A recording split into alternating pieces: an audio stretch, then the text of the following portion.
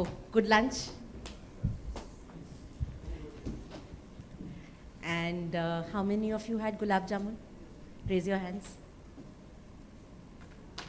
How many of you had kheer? How many of you had the chocolate pastry? Stand up. Please stand up. Chocolate pastry किसी ने नहीं खाई?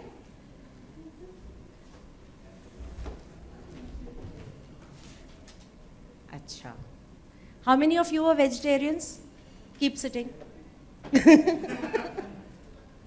How many of you were non-vegetarians? Please stand.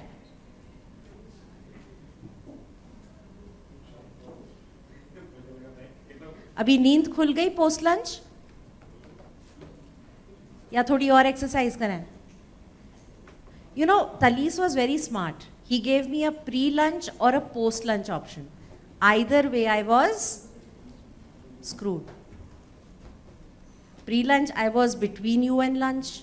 Post-lunch, I was between you and sleep. बेचारा करे तो क्या करे? You're all okay with Hindi, English, right? Nobody here who says Hindi नहीं समझ में आती? Anyone? Sorry? अच्छा ठीक है, very good. क्योंकि जब दिल से आवाज निकलती है तो वो भाषा नहीं देखती, right? Okay, so first of all, coming back here is like homecoming. You know, I started marching sheep in the year 2013, and before that, I was heading HR for Philips in India. And when I started marching sheep, my daughter, my second child, was 3 months old. So practically, I have brought up my younger daughter and marching sheep together. And the first person who gave me an opportunity to come and speak on stage was our very own Talis Rizvi. So I feel that, you know, there are some people who play a very important role in who makes you where you are, who play a role in your journey, and I think business world and the team here have played that role. So deep sense of gratitude with what I stand here. Can I get? Thank you. So today I'm going to speak about what we work on. We are a firm that essentially helps organizations unleash the power of people to become more productive, more profitable. We are not into recruitment, we are not into comp and ben, we are into everything else. It's been 10 years. I started my journey as a solopreneur, but it's been a wonderful 10 years. You saw our video a little while back, so I will not get into details. But today I'm going to talk about what does it really take. You know, everybody was talking about VUCA some time back, and then post-COVID people started talking about VUCA 2.0. And then there is a new term which has come these days. Anybody knows what is that new term? Bani. Who said that? Sir, Bani सबको समझाएंगे? Brittle, anxious, non-linear, incomprehensible. And in this Bani world, what has really become very important is that how do we manage our people? How do we get the best out of our people? And you know what? One thing that always stays with me. HR is always called as the custodian of people. But tell me something, there are a lot of HR people sitting here. Does a worker in a factory or a salesperson or a finance guy come and speak to the HR head or the HR BP or look at your policy manuals every day to experience an organization? Who do they experience an organization through?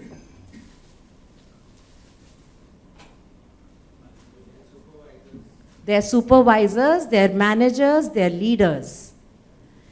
And end of the day, if we have to really create an employee-centric organization, an organization that unleashes the potential of today's workforce, we've got to enable each and every manager and leader in the organization. We've got to touch each and every manager and leader in the organization. Let's understand, many times people say that, we have Generation Z, we have Generation Y, lovingly called as millennials, we have Generation X, we are a multi-generational workforce. When millennials joined the workforce, McKinsey, Deloitte, everybody did research on millennials, and they said, millennials like ping pong tables, millennials like bean bags, millennials like open offices, and everybody changed, all the MNCs changed their offices, and then COVID came and the offices shut down. Did anybody give a thought? Millennials are people born between 1980 and 1994. A person who is born between or in 1980 would today be 43 years old. And a person born in 1994 would be 27 years old. Do you think all millennials would be thinking the same? Do you think all millennials would be in the same life stage? Do you think all millennials would be happy with the same leave policy or same medical benefits?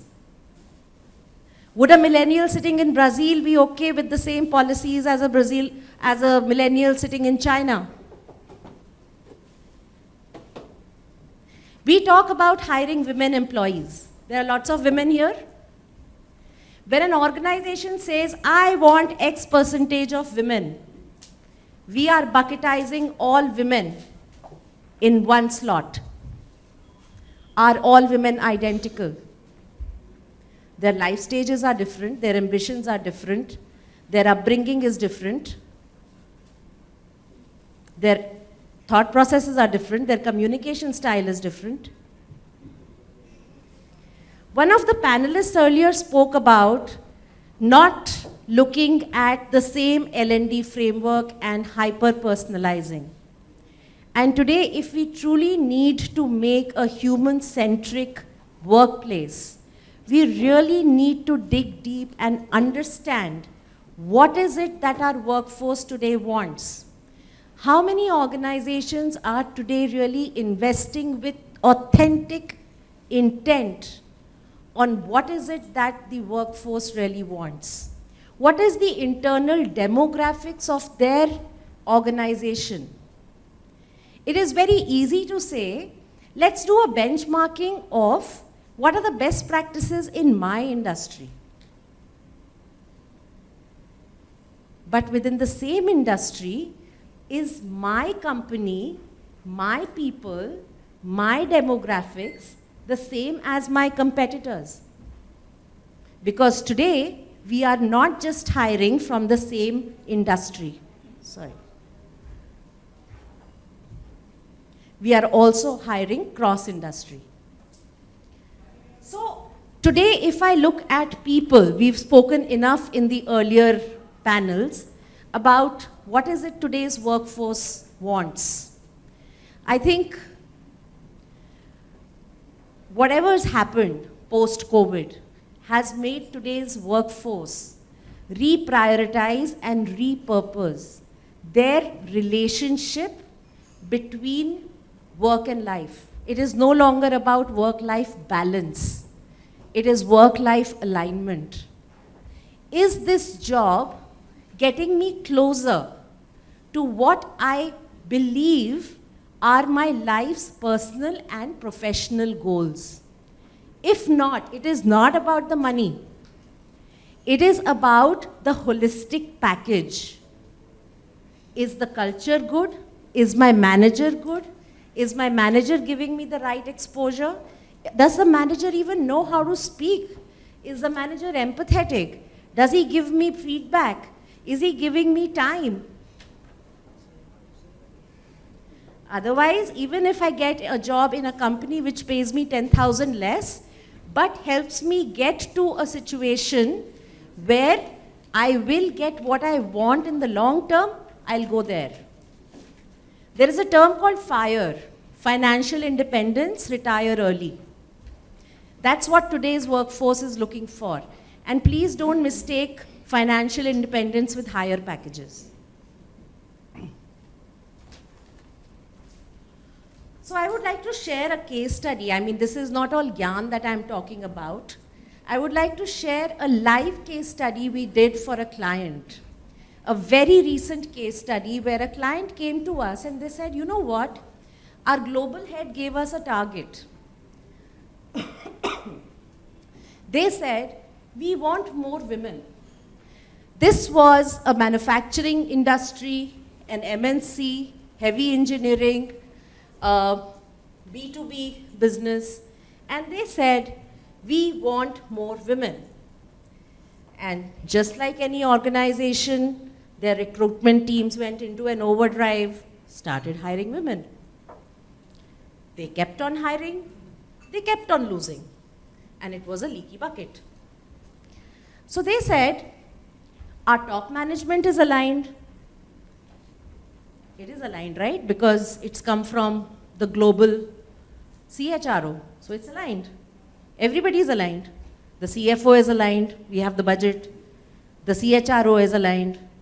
The operations manager is aligned. Everybody is aligned. So what is the problem? We have an articulated statement also. अच्छे से लिखा हुआ है, website पे भी है, posh policy भी है, पॉश की ट्रेनिंग भी हुई भी है, LMS पे भी है, ऑल टिक मार्क्स. लेकिन फिर भी women का attrition is higher than the rate at which we are able to hire. What is the issue? So what did we do? We told them that, see, it is very easy to say we have everything. But let's understand. One is something called as commitment to culture. Where are you? Are you walking the talk? Are your people walking the talk? आपने कह दिया that you have it on your website, but down the line from your top management to every layer, is every manager aligned to it? You know, this time there was International Women's Day. The theme was embrace equity.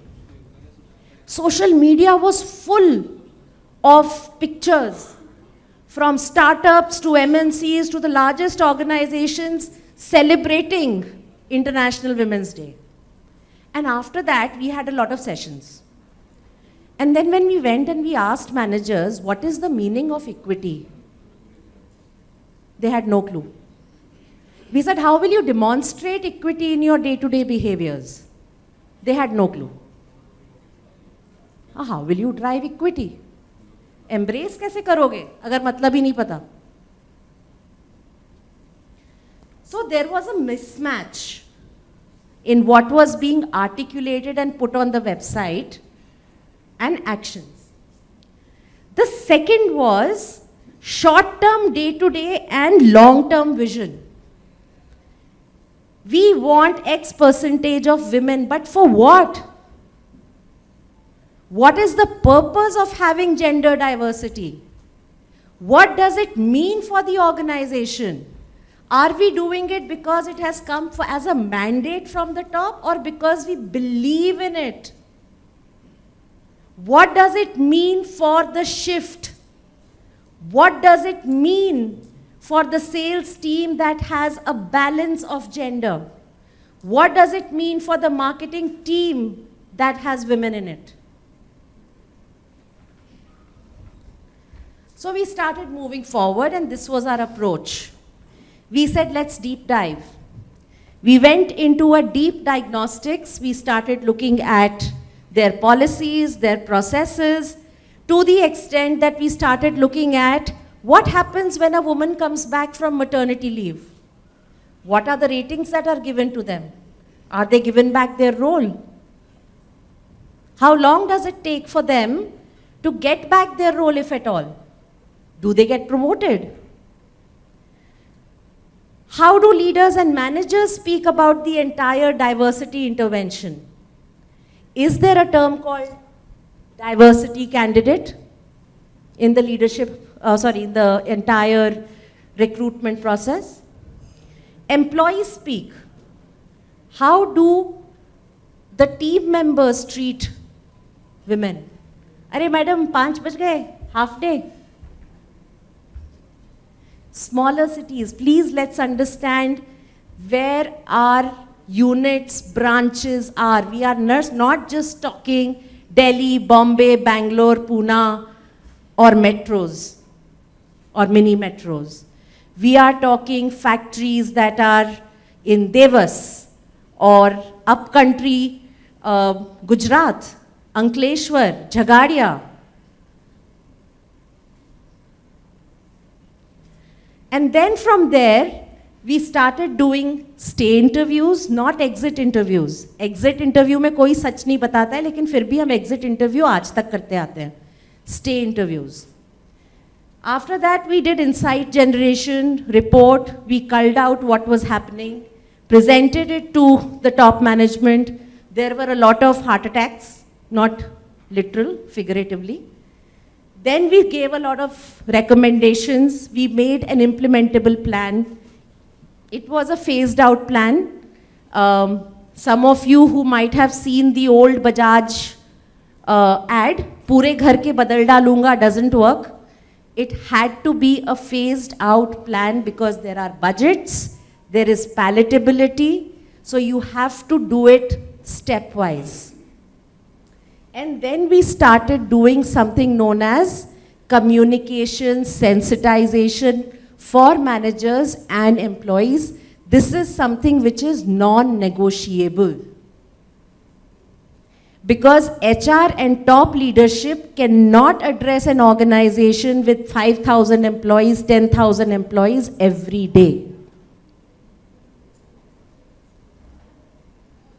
These are some of the details, how many people we spoke to, what was the functional bifurcation, what was the methodology. There were one-on-one interactions, there were FGDs, there were structured interviews. These were some of the findings. It was along the employee life cycle, there were maternity-related issues. Performance management was not speaking to reward and recognition. Reward दे दिया because reward तो roster system होता है ना. अगर एक quarter में सोनिका को दे दिया अवार्ड, सेकंड क्वार्टर में नंदिता को दे दिया अवार्ड, थर्ड क्वार्टर में इनको दे दिया, नेहा को दे दिया अवार्ड, लेकिन परफॉर्मेंस मैनेजमेंट के टाइम पे तीनों को 3 की rating they the.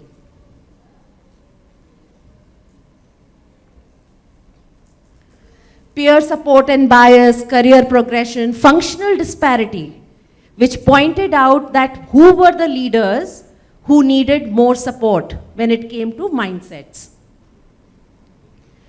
That is when people realize that cultural iceberg is not just about what is seen. There is so much more which is below. The unspoken rules, the stereotypes, the values and norms people get to office, the gender norms which the patriarchy in the society still continues to perpetuate. And how do you deal with them? In the same organization, head office might deal with these things very differently, but in a sales office or a manufacturing unit, it might be very different. And then we had a quiver full of arrows as solutions. But most importantly, while we were doing all of this, there had to be change management. People had to be taken along. We had to make, self-managed teams. So it was like creating a TTT, saying, okay, if we have to run these sensitization workshops, how about building internal brand ambassadors who will take it down to the workforce level, to the blue collar? How about creating infrastructure and making the admin team responsible for it? So there was a lot of work that happened around change management. And communication, communication, communication. There is Rainmaker team here, and they would agree with me that you can't have a posh policy which is not communicated, which is not all over the place, which is not reiterated, not once a year, but maybe once a quarter, and in multiple ways. So this is the final framework that we gave them. And here it is talking about diversity, but it could be about anything. It could also be about the L&D framework. And we looked at what is it that will drive the drivers of belonging top down, and what is it that will drive the drivers of belonging bottom up, and how can we bring them together? And eventually, when it all came together in a very systemic, holistic manner, that is when we started to see change. Did change happen overnight? It didn't.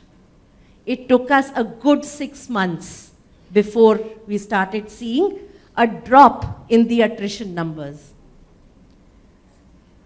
So I'll end here.